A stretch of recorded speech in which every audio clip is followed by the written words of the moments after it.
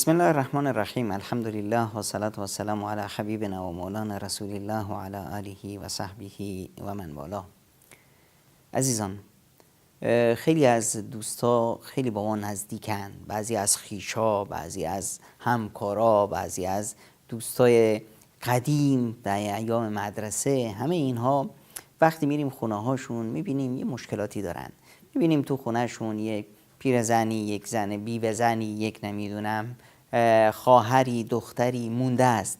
میریم اونجا وقتی درد دل های خانواده ها رو میشنویم یک چکچکی میکنیم، برمیخیزیم مثل سنگ میاییم بیرون. این محبت، این دوستی هایی که به صلاح به هم دیگه نشون میدیم، آیا واقعا دوستی هست؟ واقعا صداقت داره؟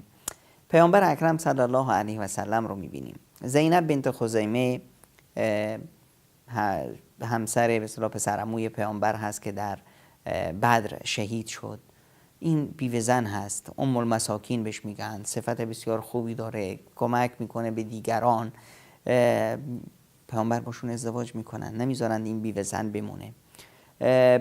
حفصه دختر عمری که این همه به پیامبر عزیز هست، این همه به پیامبر نزدیک هست. درسته حفصه اون زیبایی صفیه رو نداره، زیبایی عایشه رو نداره رضی الله تعالی عنهن اجمعین، اما دختر عمر هست، تربیت یافته عمر هست، در عبادتش شاخصه هست.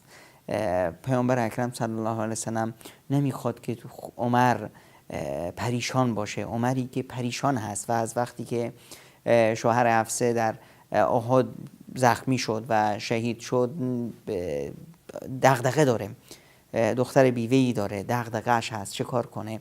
میره پیش ابوبکر که ابوبکر جان من دختر بیوه‌ای دارم، اگر در فکر ازدواج مجدد هستید. که ابوبکر چون که از قبل شنیده که پیامبر اکرم صلی الله علیه و سلم بحران عمر رو احساس کرده و در فکر راه حلی هست و شاید خودشون در نظر دارن، حرفی نمیزنن.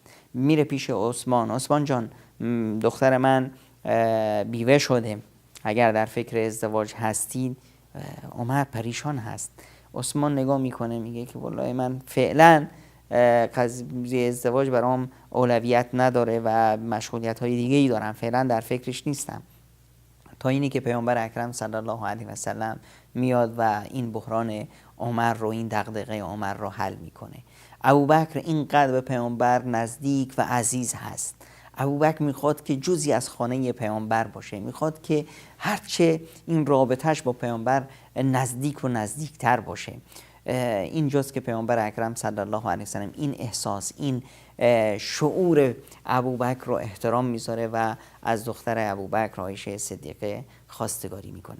میبینید که این صداقت این معناش، رفاقت این معناش که در غم همدیگر رو داشته باشیم. حالا در این ازدواج ببین، چون که بر یک مبنای ارزش‌های اخلاقی بسیار والاست. ارزشی که من میخوام رابطم رو با این صمیمی کنم، ارزشی که من میخوام که یک بحرانی خانه‌ای رو حل کنم. الان اصلا تصور میره که در همچنین خانواده ما با یک مشکلات به اصطلاح حاد روبرو بشیم؟ هرگز. میبینیم که هر مشکلی که جلوی رو بیاد سر راه سبز بشه، چون که این ازدواج مایه و اساس و بنیادش بر یک ارزش‌های بسیار والا صورت گرفته. الان اینها میبینیم که همه این همسران پیامبر اکرم صلی الله علیه و سلم، اگر عزیزان سیرت رو مرور کرده باشن، میبینیم که حجره هاشون، خونه هاشون همه کنار هم هست، دل هاشون همه به هم چسبیده است، همونطور که دیوار اتاقاشون به هم چسبیده هست.